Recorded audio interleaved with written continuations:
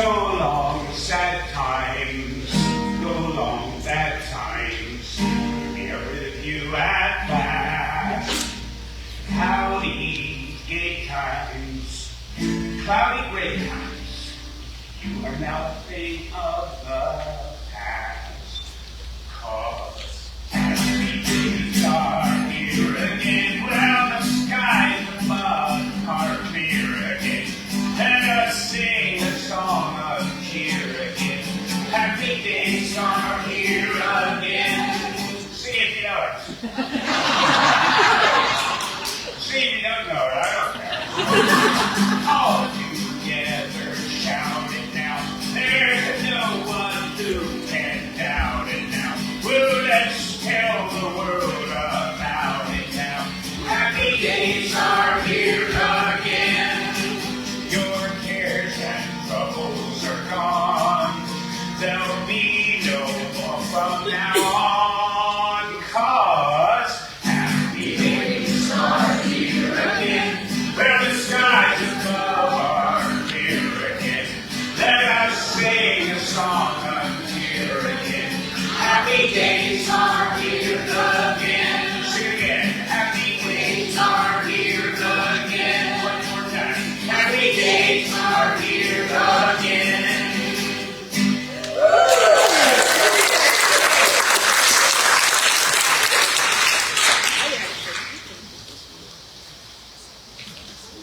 Excuse me, sir. Good evening. I am not Jason Alar.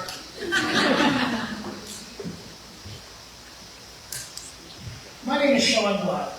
I'm formerly the Executive Director of the Howard County Historical Society and currently the Director of the Cumberland County Historical Society. The esteemed previous place of employment of your current leader, and I am here today as a last-minute stand-in for Jason Alari, who apparently has migraine or a headache or something. I don't know. It seems like once again, I need to step in after Jason and clean up. As an Americaner residing in Pennsylvania, I'm thrilled to journey down south and be amongst my people once again. I could practically smell the Old Bay seasoning as I cross the state line. So what am I, Sean Gladden, Maryland's prodigal son, doing here in beautiful Westminster at this event? Well, after a successful $500,000 capital campaign in Carlisle to fix the roofs that Jason left me, I thought I'd crash this lovely party and see if there's anything you fine people need me to do for you. Alright, that's enough. That's enough. Okay, I'll take it from here.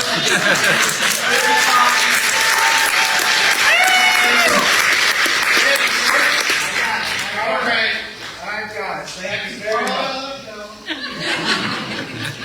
Round of applause for Sean Blatt.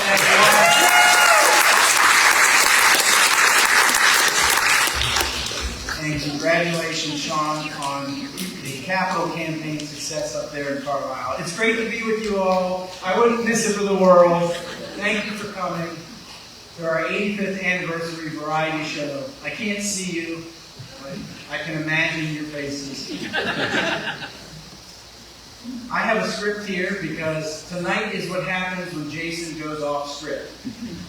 So bear with me, there'll be a little bit of reading, but I think it'll be worthwhile. You can consult your program, and you will see that we promised you twists, turns, and surprises every step of the way. And we wanted to come out of the gates with a surprise with Sean. I want to kick things off by acknowledging in attendance tonight County Commissioners Ken Kyler and Tom Gordon. Can we have a round of applause for them? Also, can you hear me? Is that better? Yes. Is that better? Also, Dr. Mona Becker, City of Westminster Mayor, is also with us, and we will see her in just a few minutes. Yay.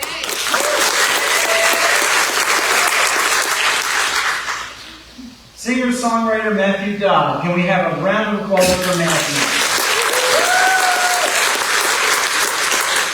And I'm going to blow this whistle. And Matthew, you received a Rose of Appreciation. Oh. Laura, that's your cue. Matthew is going to receive a rose of appreciation because of this whistle. And for everything he's doing for us. If you hear this whistle go off throughout the night, that means we're about to get out another rose. So where's Matthew? He left already? Oh my goodness, you're supposed to be on stage. Oh. You're in your spot, brother. Oh, I see. You're in your spot all night. Oh, okay. Yeah. I thought that was for the actors. No, that chair is for you. Oh, all right. That chair is for you. It was a program, Matthew. Actually, we could probably give that rose to someone else. All right, Matthew's going to come back up to his spot.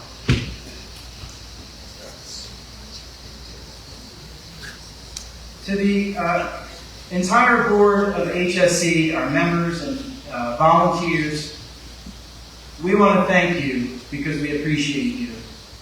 And I'd like to thank our amazing board chair, Lynn Wheeler, to accept the rose on behalf of the Historical Society. Thank you, Lynn, very much.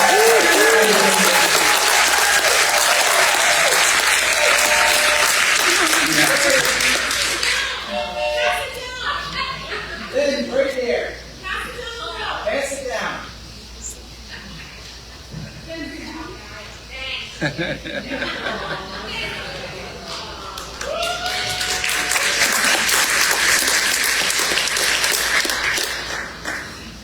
I hope you're ready for a night of laughter, celebration, and some seriousness as we celebrate 85 years since the Society's inception in 1939. And now, I would like to invite to the podium HSCC board member Charlie Fisher, who will lost my place. Charlie Fisher, who will set the stage for the house that Jacob built. Thank you.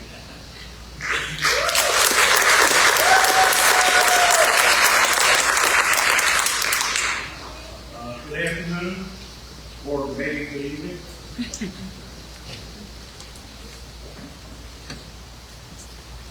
In the summer of 1957, there was a large pageant celebrating the 150th anniversary of the completion of a house in Westminster that is on the Historical Society campus. As part of that pageant, a local dramatist and author, Dorothy Eldergeist, wrote a short play titled The House That Jacob Built. It referred to Jacob Sherman, the builder and the first owner of the house.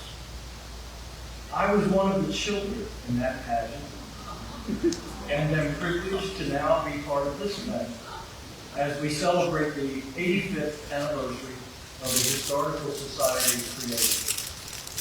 We will shortly present a small scene from that 1957 play. When it was built in 1807, the house was the most impressive structure along Westminster's main street, with the latest in refined and innovative features and architectural details. It remained the private home of the local Sherman, Fisher, and Shellman families until 1938. In that year, Mary Shellman, whose family had owned the property for over 70 years, died. She was born in Westminster in 1849 and moved to the house at the age of 15 with her siblings and her widowed mother, Mrs. Catherine Shellman, who for many years conducted a private school there.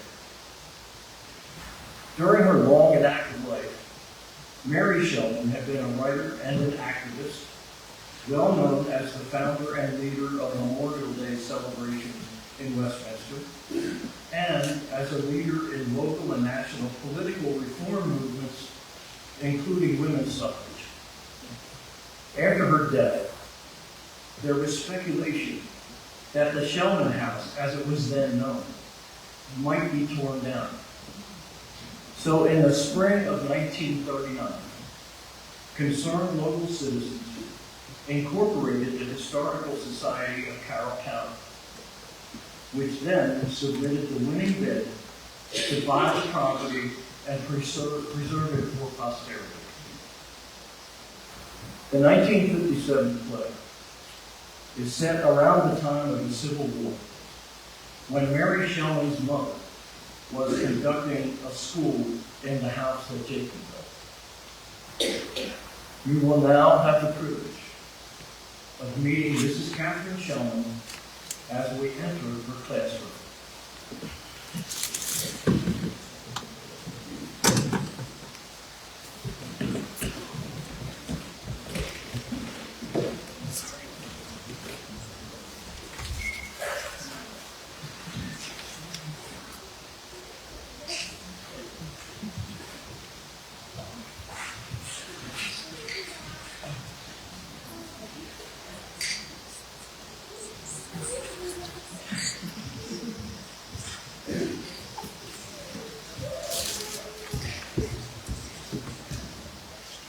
Now, children, let's put the games away and take our seats.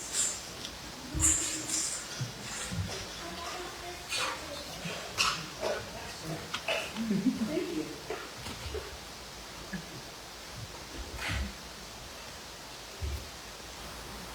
Now, you might remember that I told you I was telling you a story that you learned your history lesson. So, can you tell me where Carroll County is? Please? I think it was 1837. Well, in a sense, you were both correct. The General Assembly passed an act, March 25th, 1836, to form Carroll County, and it was confirmed on January 19th, 1837. Yes, Julie? I just wondered if we could ever celebrate the birthday of our puppy. What's day would we? How do you know a birthday party? Oh, but they do have birthday parties. And in fact, we celebrate Carroll County's birthday every January 19th. Now, all together, who can tell me from what two counties Carroll was formed? Baltimore and Frederick. Now, who can tell me the boundaries of Carroll County? James? On the north, Carroll County was bounded by the Mason-Dixon line. On the east, the north ran with the Jasper River. On the south ran with the Jasper River. And on the west, the Knox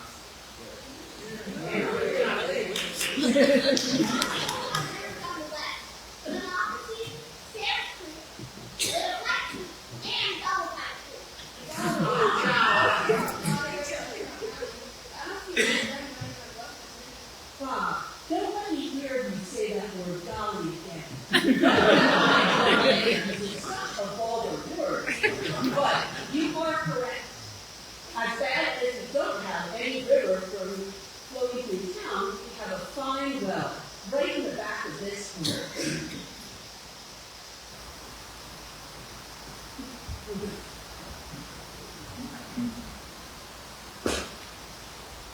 That fine house that Jacob Sherman built, and where Catherine Shelley conducted her school, led directly to the creation of the organization that we are here celebrating.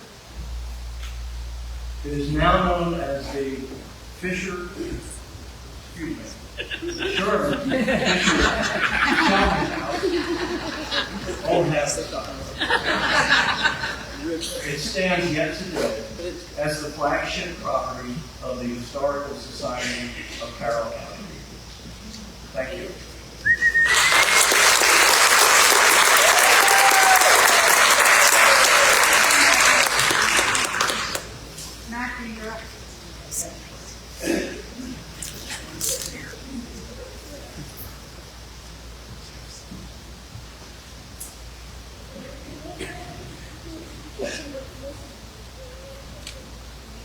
So 1939, Historical Society was formed.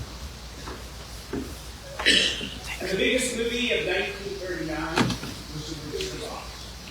And the biggest song from the movie was, of course, Over the Rainbow. And composer Carroll Arts and lyricist Skip Harper often worked in tandem, with Harper generally suggesting an idea for Arlen to put music to.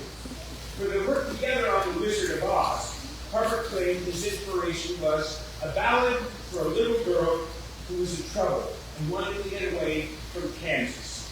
She wouldn't go to Carroll County. They didn't bring that up, but yeah.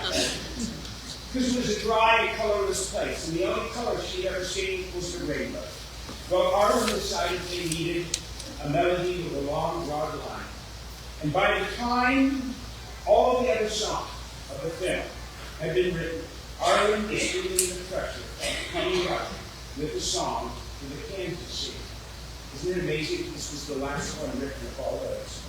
Well, Arlen described the inspiration for the melody, the Over the Rainbow. He had some of the words from Harper.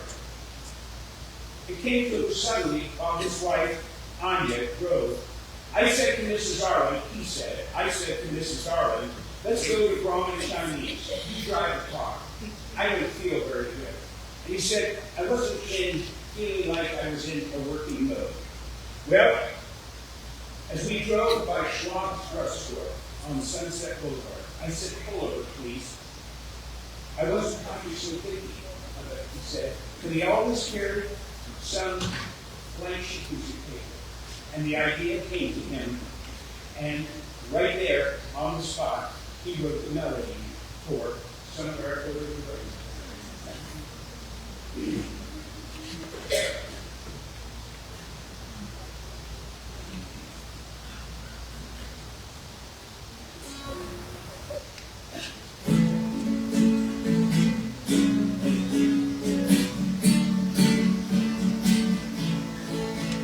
Y'all gonna want to sing it.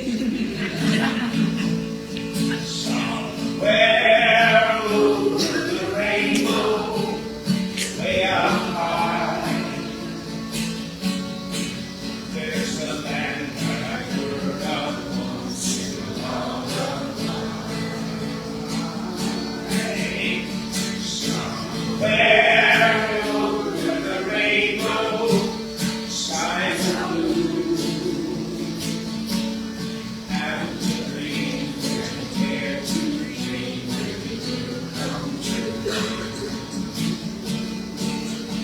Someday I'll just want to start and wake up to the clouds that lie behind me.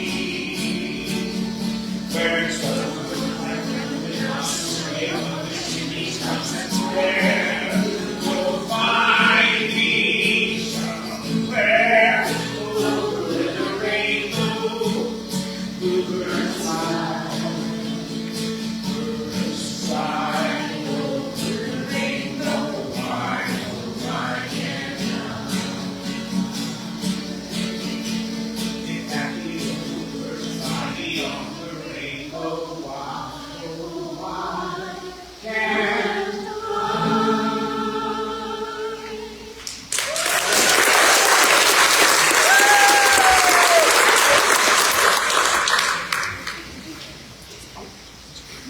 Thank you, Matthew. And now we want to also give another round of applause to the kiddos.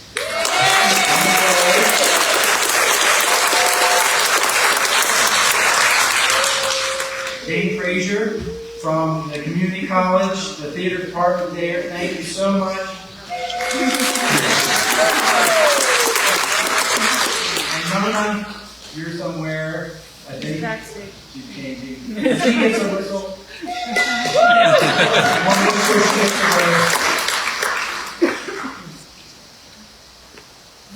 And Charlie, we know you want a rose. Thank you.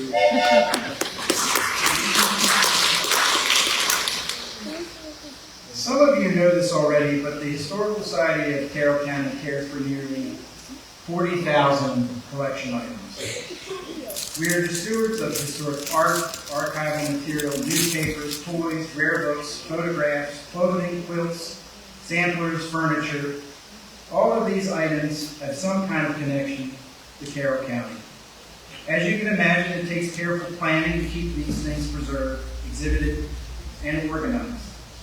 Just a few months ago, we pulled together what I think of as our collections dream team.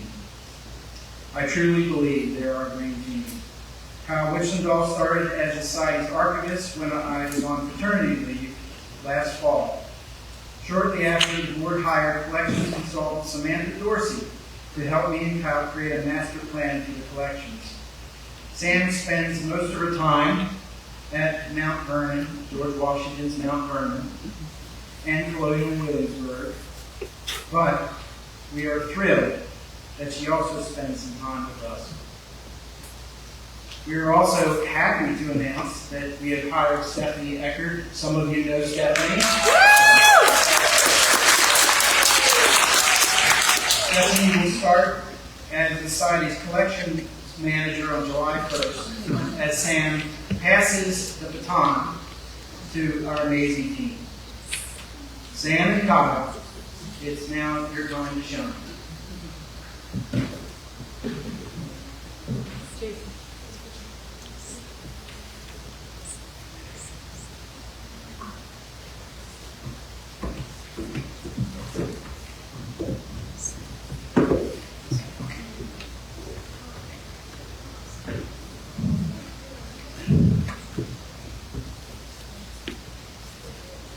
Well, good evening. It is such a treat to stand on stage with the Historical Society of Carroll County, Maryland.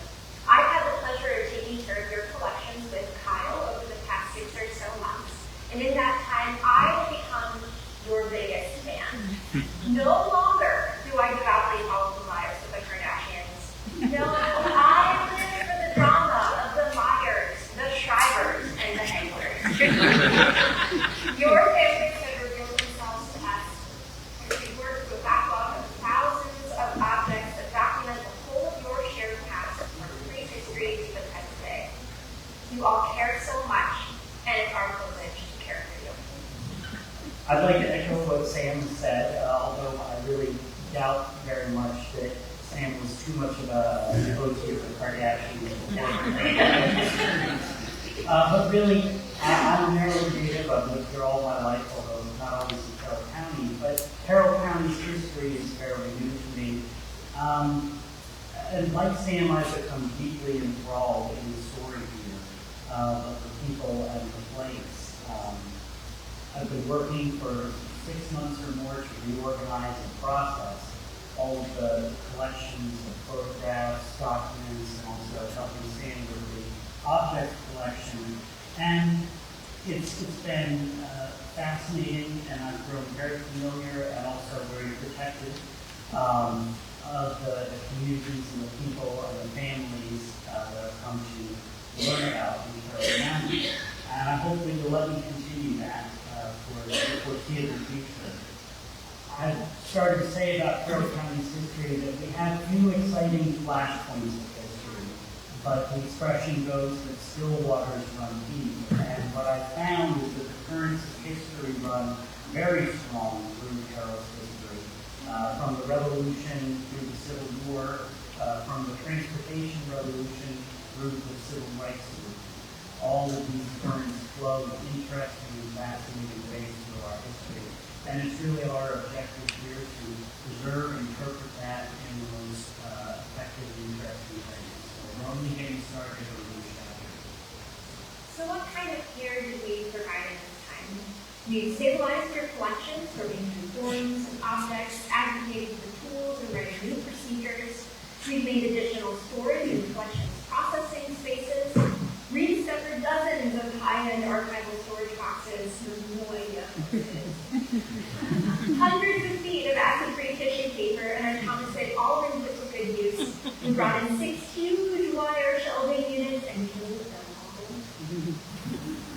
All of your newly rediscovered objects are safely packaged in boxes, awaiting final processing in your latest, largest, and most impactful system, or impactful investment in your collection, your new collection management system called Carroll.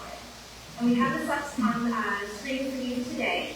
It is an inventory, object reference library, and digital exhibition home base.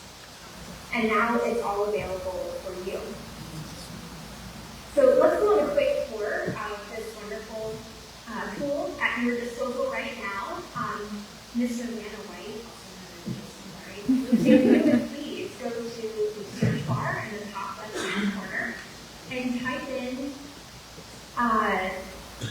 we're gonna go deep dive. If you know what you're looking for, you can type in the object number that we've associated with your item, 1954.321.001.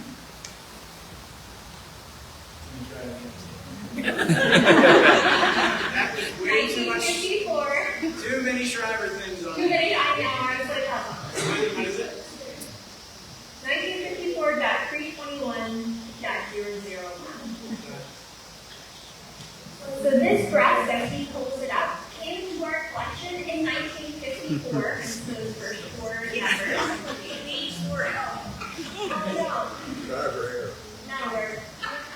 Well, that won't work. You gotta tell me the numbers slower. 1,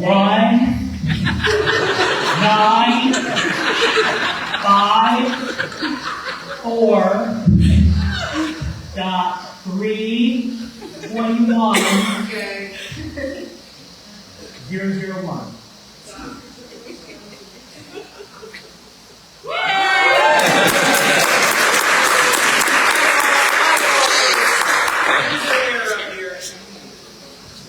Isn't she gorgeous?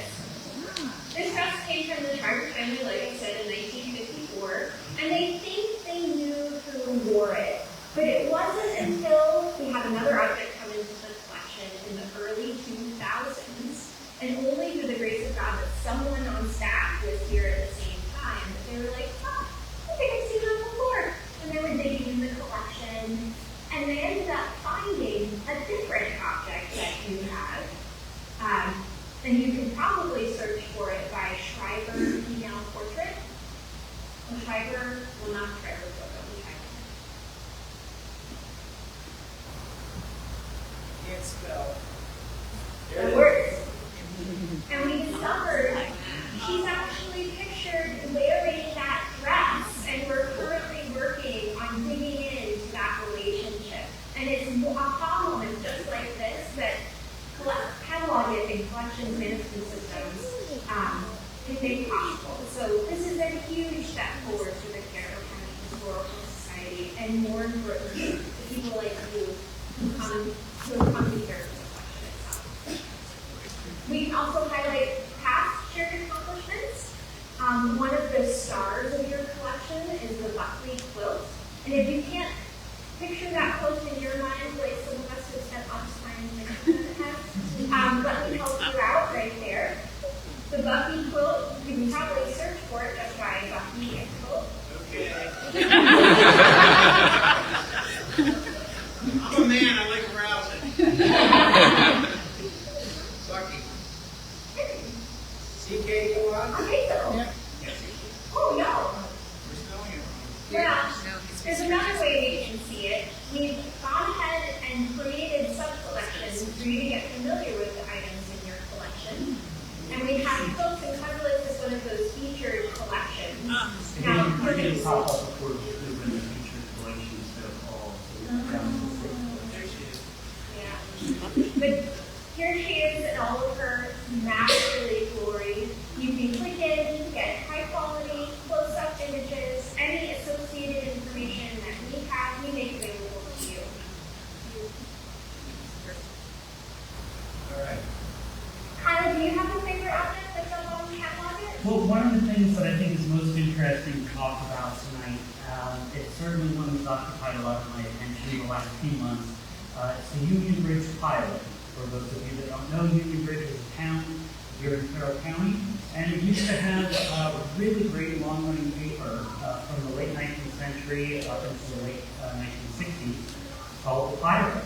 And it's one of the most interesting newspapers that I have perused in terms of local coverage, because it is both small-time, gossipy, and amusing, but also has some very interesting and useful history.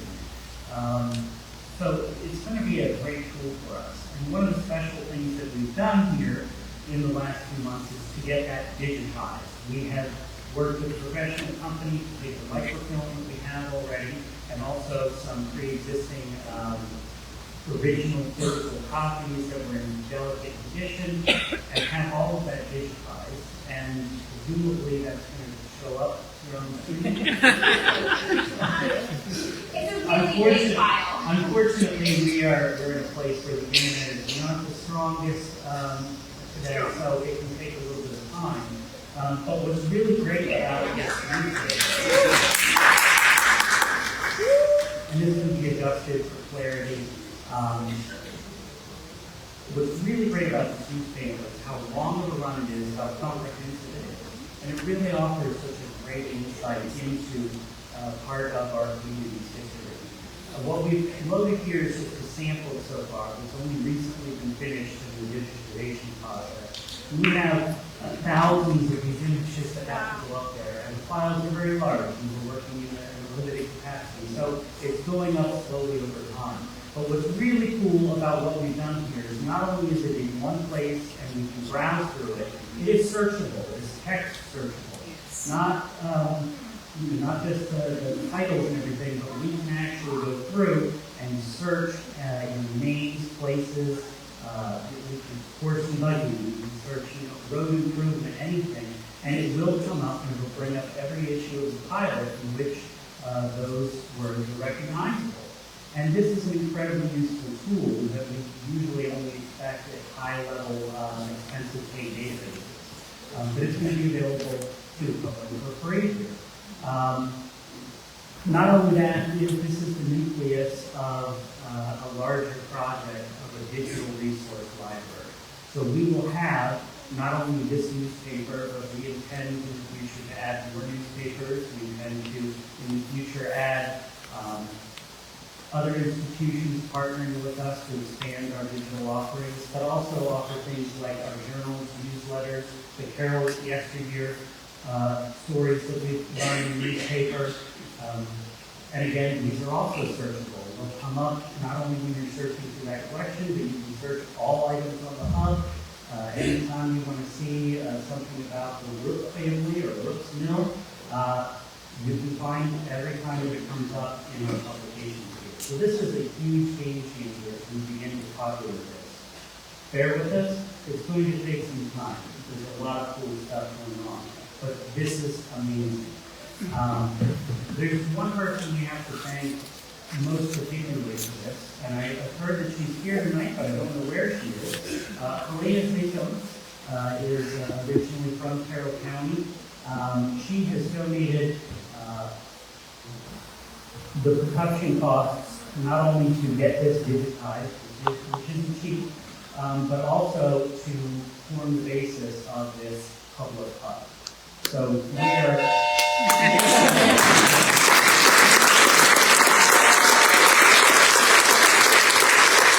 we're very appreciative of her doing so, and she has done that particularly in memory of her father, Dr. William Howard Zico, who was a very long time pillar of this community, and is sorely missed. But his legacy will live on, and we remember the Union Bridge pilot in particular, but also the basis of this amazing digital library that we're building.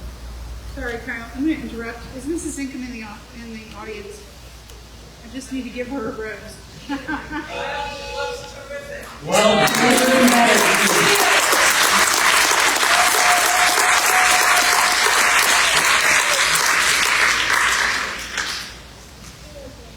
Well, its focus on large-scale graphics and an intuitive user interface means you no longer have to come to Jimmy and speak to a staff member. No, you can satisfy your itch to explore the collections in the comfort of your own home. we eventually expect that we're going to render in-person visits by researchers and the public, for the most part, things of past.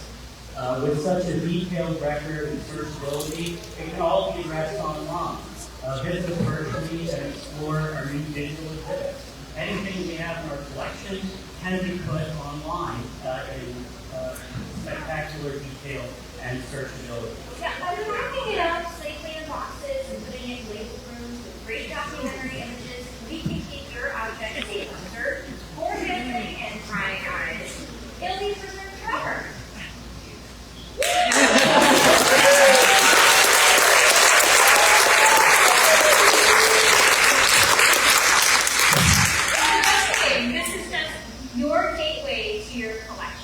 There is no curtain coming between you and the things that you care for or you think are worthy of being preserved for your community history. We look forward to throwing open the doors, and this is just the beginning. The idea here behind this digitization project of both the physical objects and our archival resources is really to make things more accessible rather than less accessible. It's essentially the best finding aid we can offer both to the public and to our staff and volunteers. At this point, we have officially 36,577 objects. That includes everything from disc quilts down to an envelope addressed to a family. That number is going to change and fluctuate in the coming months and years, but we have a tremendous amount of material, very little of which is accessible at any point in time. So the idea is to make this more accessible, but also it makes it easier that we can find things to physically access them and find the relevance and bring them to you when you did. So it's not simply a process of putting barriers in information, it's making everything more accessible, both around the world with an internet connection, but also making it in person easier to use and make use of. So you don't have to know what we have in order to figure out what your connection to this collection is. One of our audience members, Susan, actually knew of one of our collection pieces, and it's this wonderful watercolor right here of the Wilson Angler House. And because they were aware of it, we were able to facilitate getting high-quality scans and are actually reproducing it for their home. They live in this house now, they're stewards of it. But they have that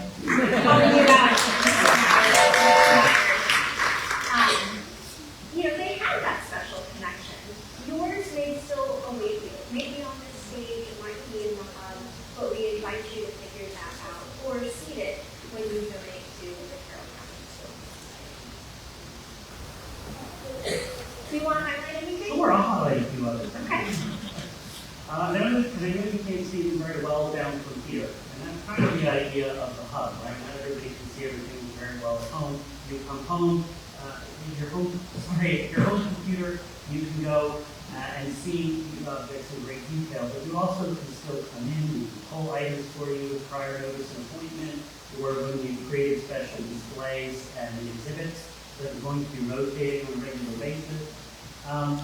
The idea is that you can see these things for yourself in a lot of different ways in the most accessible way possible. And that includes tonight, when we're all done here, you're welcome to come up here and we will help show you some of these things in greater detail.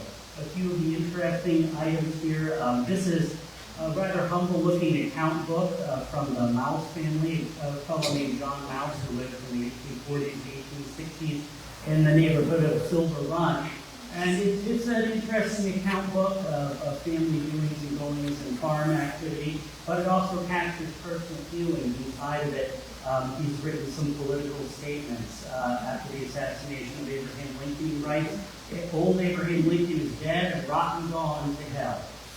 Something about a ball of cotton. So these are shocking statements to find about the political dividing sentiments in Carroll County. But it also lists a variety of apple trees that he's planting, his address and his family connection. So it's fascinating. We also have some of my favorite items here. You can see the original photograph of the dress that's on display over there, but some letters from some people you might recognize. Francis Scott Key is a native of Carroll County, and while he didn't live in Carroll County for most of his life, he continued to correspond with important people at that time. We have here a letter written and signed by him in 1842. This is an item that you can come up and see for yourself. Another controversial figure from the 19th century with a Carroll County connection. His family is the namesake, of course, for County Town, Roger County, regularly corresponded with important citizens here in Carroll County. We have a letter written here the same year as the infamous Dred Scott case. So these are exciting, tangible things that we can perhaps not touch, but come right up to and see in front of our faces, and it's an inspiring story. And at the same time that we can digitize these items on the hub and read them around the world. So it's a mission to do both things.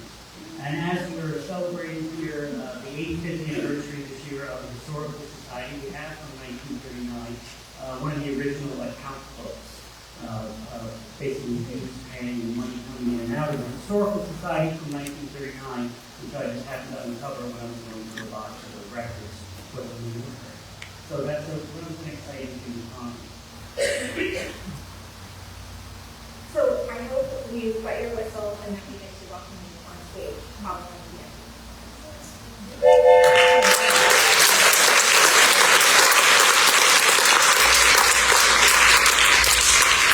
Thank you very much.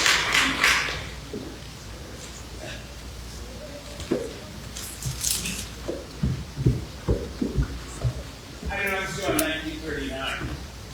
When the whole thing began. And country western music, big things. Cowboy movies, big things. Gene Autry, big things. Well, I'm back in the saddle again. Out where a friend is a friend. Where the longhorn cattle feed on the loaded mixed. Back in the saddle again. Riding the range once more.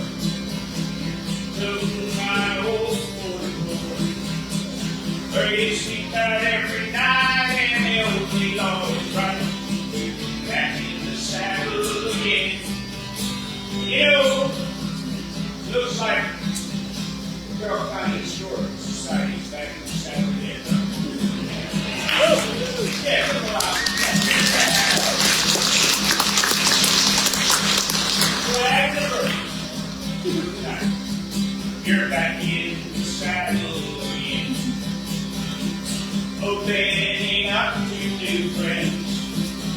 Our problems will be solved. We get everyone involved.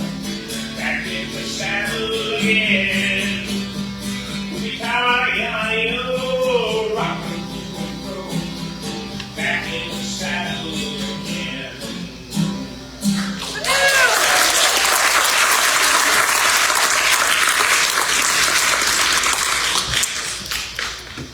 Thank you, Matthew.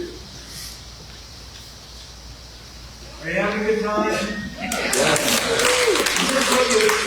Or something different? Maybe a little bit of both.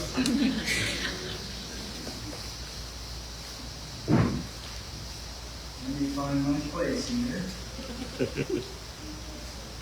In 2026, our nation will celebrate and commemorate our semi-quincentennial, 250 years since the inception of the United States. Carroll County and the City of Westminster are leading the charge on anniversary planning in the county, and we are thrilled to announce that the Society has recently been designated as a lead coordinator for Carroll 250 planning. Tonight, we've invited County Commissioner Tom Gordon and City of Westminster Mayor Dr. Newman Becker to share with you a resolution and a proclamation about this momentous anniversary and the Society's involvement in the coming years. Tom and Mona, could you please come to the podium, and can we give you a round of applause?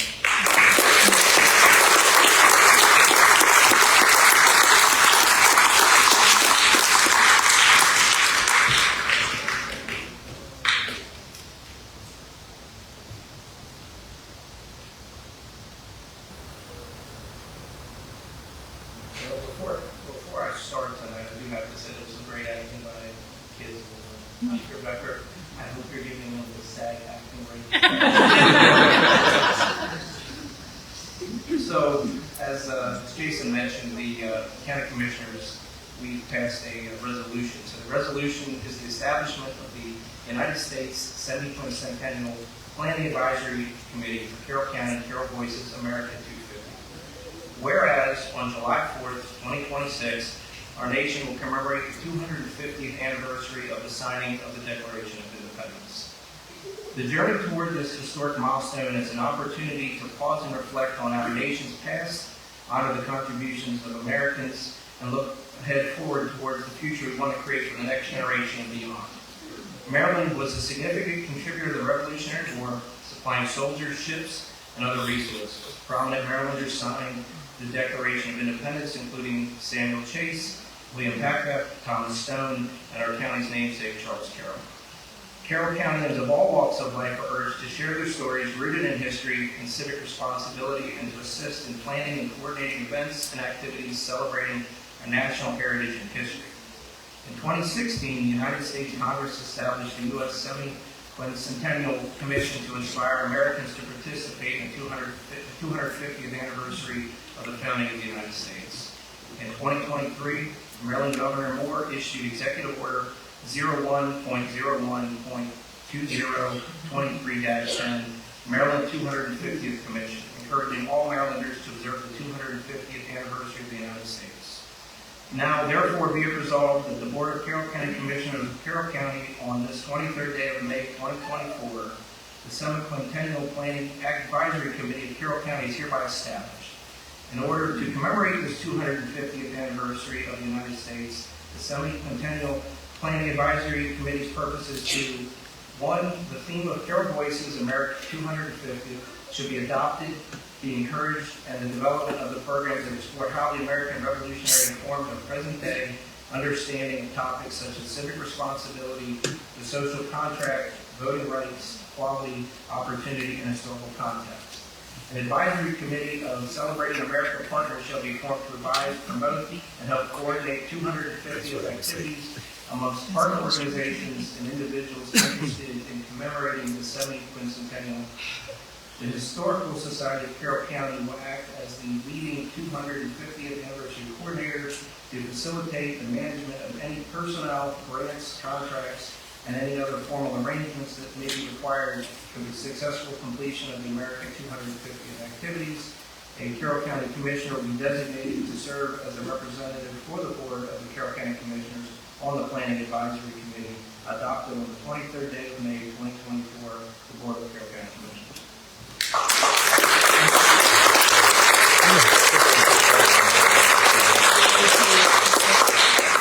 Thank you, Commissioner Gordon, and thank you to the county for your support for so many years. And do we have Dr. Becker here? Yeah, she's in the back of Oh, there you are.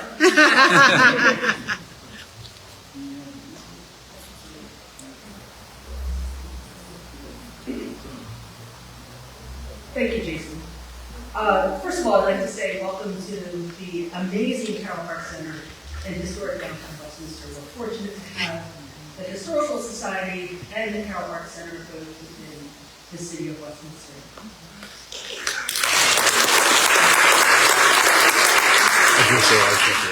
This is my second role of the evening. I'd like to present a mayoral proclamation for the semi-quincentennial planning, May 31st, 2024. Whereas in 2016, the United States Congress established the U.S. Centennial Commission to inspire Americans to participate in the 250th anniversary of the founding of the United States. And in 2023, Maryland Governor Moore issued Executive Order 01.01.2023-10, Maryland 250th Street, encouraging all Marylanders to observe the 250th anniversary of the United States. And on July 4th, 2026, our nation will commemorate the 250th anniversary of the signing of the Declaration of Independence. The Mayor and Common Council of the City of Westminster created a Historic District Commission in 1996 with the purpose of safeguarding heritage, fostering civic beauty, and promoting and preserving historic districts within the City of Westminster. And the City of Westminster Mayor and Common Council will work alongside the members of the Historic District Commission and the Carroll County Historical Society to support, encourage, and promote the celebration and the semi-quincentennial of our nation with a shared commitment to the cause of an inclusive, democratic society and a vision of independence and liberty. Now, therefore, I, Dr. Mona Becker, Mayor of the City of Westminster, join the members of the Common Council and City staff in expressing our dedication to this nationwide 250th anniversary campaign commemorating the history and vision of our founding fathers and encouraging a promising future. Adopted this 31st day of May, 2024.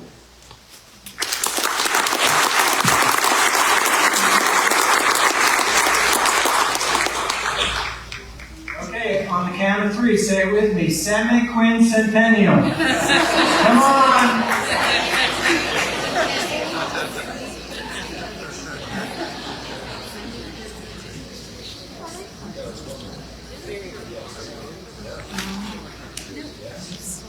It is now my great honor and privilege to introduce a man who needs no introduction. Many of you know this person as the face of comedy genius, a gentleman and scholar, a brilliant mind, and handsome, auctioneer, peddler extraordinaire, hailing from Darby, Pennsylvania, W.C. Fields, everyone, W.C. Fields.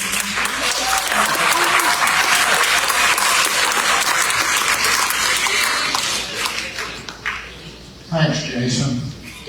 I know where to stand. So Jason put me up tonight to sell 2 tickets to the Carroll County Historical Society, what do they call it, the campus up here on Main Street, yeah. So anyway,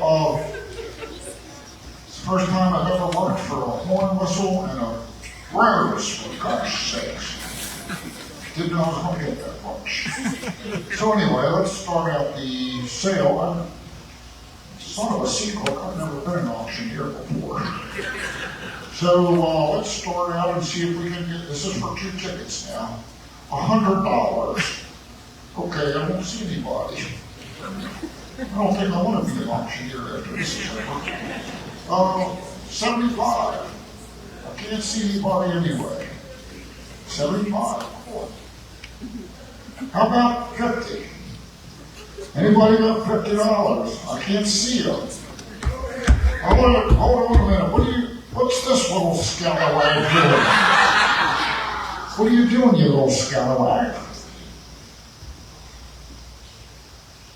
Oh, okay. I don't know if I'll tell them that yet. I'm going to try to get some more money. Okay. Get out of here, you little swashbuckler. Okay, where were we at $50? Is that right? $50. Try to get 50. I'm just hoping I get a rose out of this job. $50 now. Would you get 50? I still can't see him. $50 anywhere? No, he's not bidding yet. He's waiting for it to get cheaper, you know. That's how this works at these auctions. At least that's what I've been told. Where were we? 50, Jason? 50, yeah. Oh my gosh, how about 25? Anybody? You're going the wrong way. I know this is like a bad stock market, isn't it? I got 2 tickets. I've got $10. Anybody? $10? How about 5? My gosh. I don't want to be an auctioneer anymore. It's like a bad dream. $5. How about $1? Nobody? What? $1. Oh my gosh, it's that These guys. girl again. Who are these guys? Oh, my grandsons are here.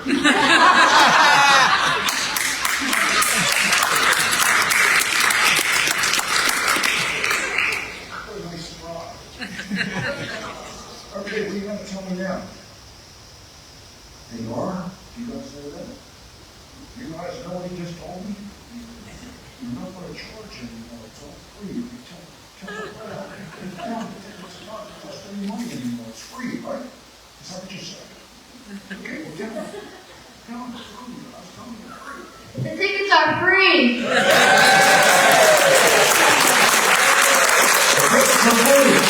Thank you all for coming out tonight. And the next time I see you, I'm not going to be so easy doing this auction.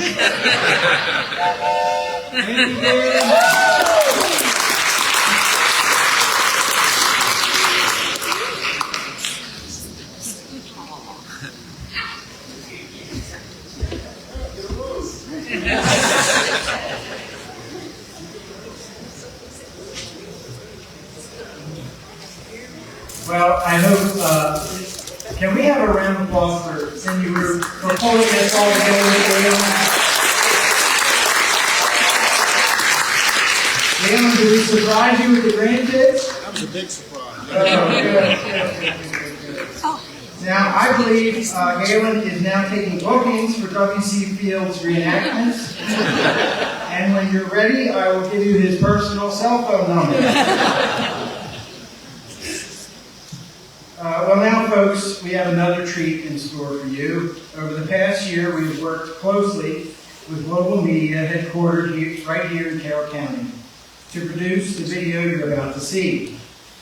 Galen, where are you? Hey, you're going to get a rose. Oh my God. I'll take another one. You and Justin truly have been rock stars. Many of you know Mel and Linda Mills. They were going to be here tonight, and sadly they couldn't make it. But they were the inspiration for this film. Doug Malinowski, who, by the way, if you've not heard, Carroll County's Person of the Year this year. We need to get Bill Rose.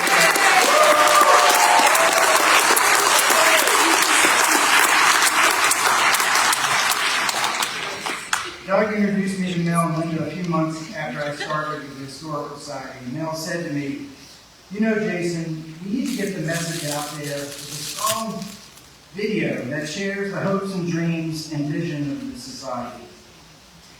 So even though Mel and Linda are not here with us tonight, just last night, Mel emailed me, and he said, I'd like you to convey a message to everyone gathered. So this is from Mel and Linda. Good evening, dear friends and guests. Linda and I regret that we cannot be with you this evening to help celebrate the 85th anniversary of the Historical Society due to the death of a very close friend. It is with great pride that Linda and I support the Historical Society due to its relevance in preserving the history and character of Carroll County for 85 years. In the past, HSCC seemed to be a sleeping cornerstone of the county. As it matured, it became more and more important to those of us who appreciate the past, present, and future of this great county. We would like to give kudos to Jason, staff, and the board of directors for their vision for the society, from marketing to fundraising, from having a strong board to building relationships with other historical organizations throughout the county. We would like to thank all of you tonight for supporting HSCC, whether it be financial, being a member, or volunteering. All of this helps society be the successful organization it is today. In closing, we would like to ask each of you to consider giving of your time, your talents, and financially supporting the society at a level that is comfortable for you. The Historical Society is the only local organization that we continue to support since moving to Florida. We hope that you will enjoy the documentary that you're about to see. Happy 85th anniversary, and everyone, please have a great evening. Sincerely, Linda and Mel.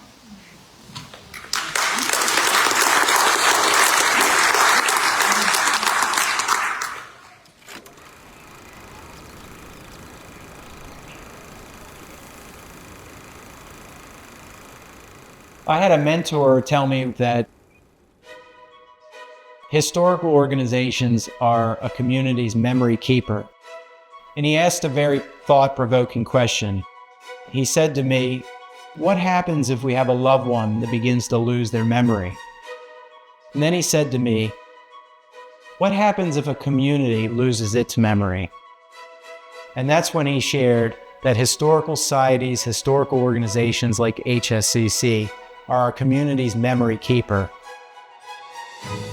That's what our mission is all about, is keeping those memories alive for not only the current generation, but for future generations.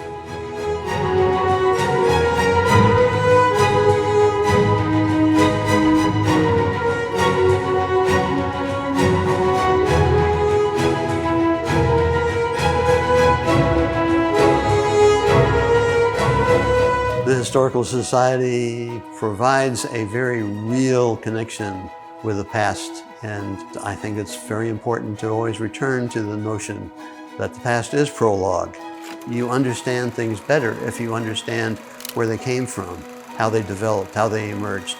The Society contributes a great deal to the community of Westminster and also overall Carroll County.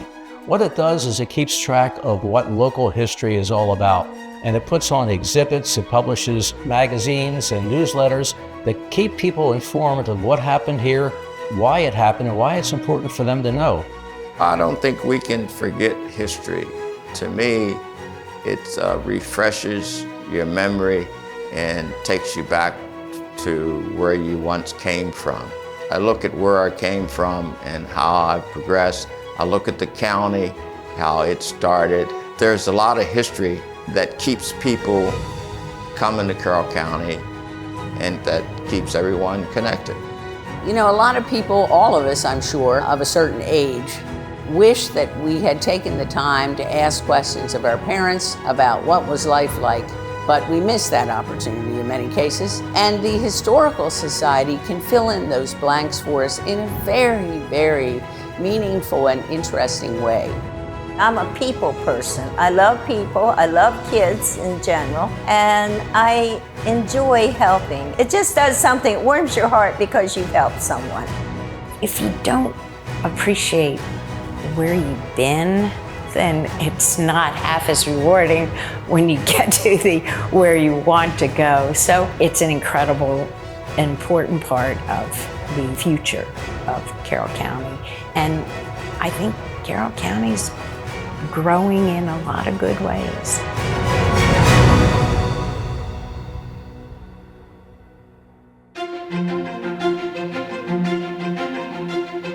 I think if you're familiar with historical societies, they're typically small, typically underfunded, and somewhat inclusive, not necessarily determined to be that way, but just, you know, people that have similar interests and usually don't have a lot of space, so there isn't a lot of activity with collections, exhibits, things like that. People kind of associate historical societies with kind of like, oh, well, it's this book talk on this or this. And I love that. I love going to hear the book talks. But for most people, they're like, oh, it's a book talk. A lot of people for the first time say, I've never been here before. And there are a lot of things that are going on, and we've been changing exhibits much more regularly than we used to. And so I would say, you know, the very first thing is go down and see what's going on there. Come to some of the events that we have, like our Sunday Scoop. I think that's a significant way to get more involved with the Historical Society. And on our side, it means having more events and having more exhibits to see so that people will keep coming to see what's coming up next. We've got 3 houses that 200 years ago, 2 centuries ago, were built. And of course, the people who own the houses and occupied them related to each other. So, you know, we have real people that we can relate to. We have events in the county that we can relate to. And local history just has such a huge potential to impact young people. I always tell people, you know, the telephone wouldn't be here if it wasn't for Mary Shellman reaching out to Alexander Graham Bell and saying, hey, I'll be the first operator, can you bring the telephone to Westminster? You know, the Boy Scouts, they came here, they started here in the same way. And of course, Mary was involved until they found out she was a woman, and then she couldn't be anymore because it was a fraternal organization. This city and this county didn't just crop up from nowhere, people built it. And I think that inspires young people to realize they can make a difference if they put their mind to it. We have what we have in this city, in this county, and in this world because of people making a difference. You don't necessarily have to be a quote-unquote history buff to be involved with the Historical Society. We have tremendous programs and events that are very entertaining, and they allow visitors to sort of dip their toes into the history side of things. Sharing these opportunities for people to not only just get involved in the community, but to hear about local history in a fun and engaging way is really, really exciting. And I think that's the great part about the Historical Society, that it's for everyone. It's not just for one group of person. If you want to do research in the library, you can do that. If you want to be involved in hearing these untold stories, then there's an opportunity for you there. If you just want to go and participate in the, bourbon and bocce and bluegrass, there's an opportunity for you there. So it's a great opportunity to have the whole community involved in our past.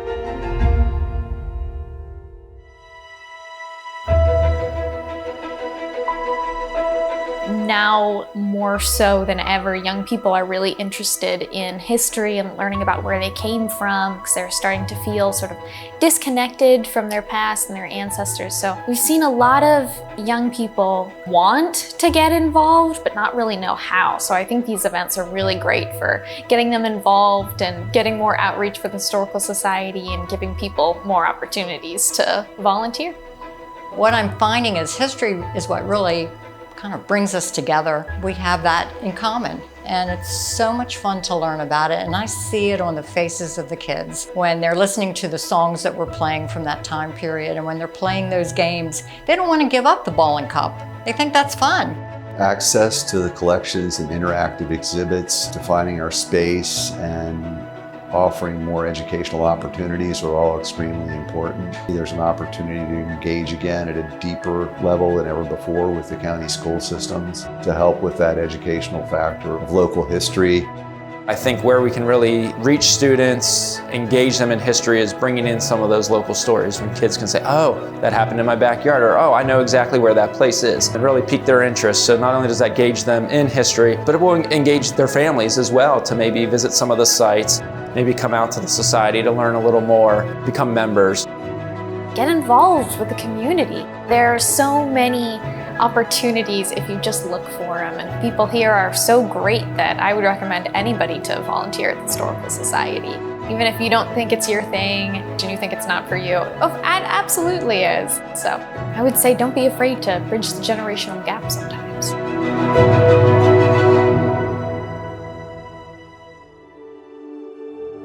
Carroll County has such an incredibly rich history. I think the beauty of it is we work together to support and maintain the history of our community, be it artifacts, be it storytelling and narratives.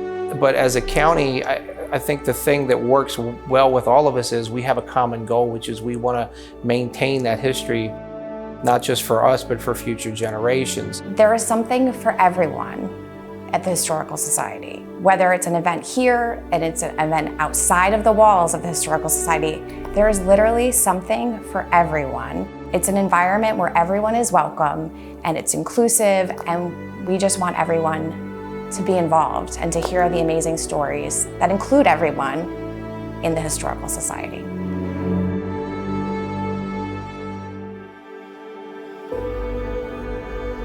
I'm tremendously excited about the Society's future in terms of its strategic plan, its 3-year plan that charts our course over the next few years, and all of the people that are involved with the implementation of that plan, the committees, the membership, the donors.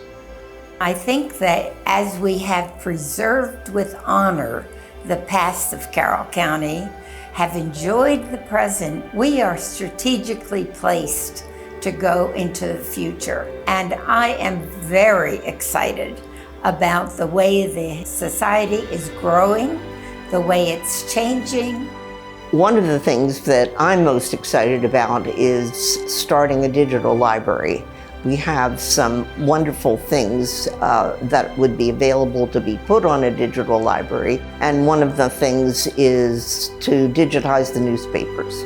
Having these online available for people to do word searching is going to be wonderful. It's just great to see a strategic plan that's moving the organization forward. I mean, it's definitely something that you always want to consistently see as forward momentum. I think at the end of the day, you know, the Historical Society 50 years ago is not exactly going to be the Historical Society of 2023 or even say 2053. The reality is times change, organizations have to maneuver just as anything else.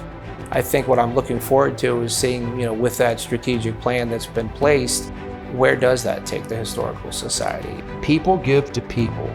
People very rarely give to causes. And I think that we now have the opportunity to spread the future and the vision of the Historical Society to everyone, not only Westminster, but Carroll County. The Historical Society represents an opportunity to inspire, and I believe that has evolved, and I believe we're on the precipice of being able to evolve to the next level. History's all around us, be it today, be it 100 years ago. And I think the thing for all of us to remember is it's important, and something that might seem incredibly insignificant at the moment may have long-lasting historical implications. And I think the reality is just be aware, learn as much as you can, and appreciate what we have around us. Because the one thing about Carroll County that I think is incredibly special when it comes to our history, it's not only our history, but we are interconnected in so many other things on a state and national level. All these stories that are captured in these dusty old books and archives really do have meaning, not in just because they're just facts or just information collecting dust on the shelf, but because when woven together with a larger story, reflect what the community is, what it has been, what it can be in the future. When a person comes to Carroll County, they should hopefully want to find out about that county. A historical society is a good place to start.